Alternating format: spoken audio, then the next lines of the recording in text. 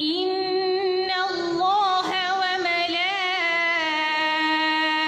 وملائكته يصلون على النبي يا أيها الذين آمنوا صلوا عليه وسلموا تسليما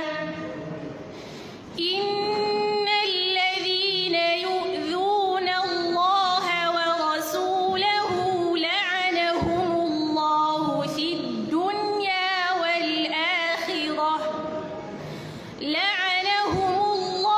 في الدنيا والآخرة وأعد لهم عذابا مهينا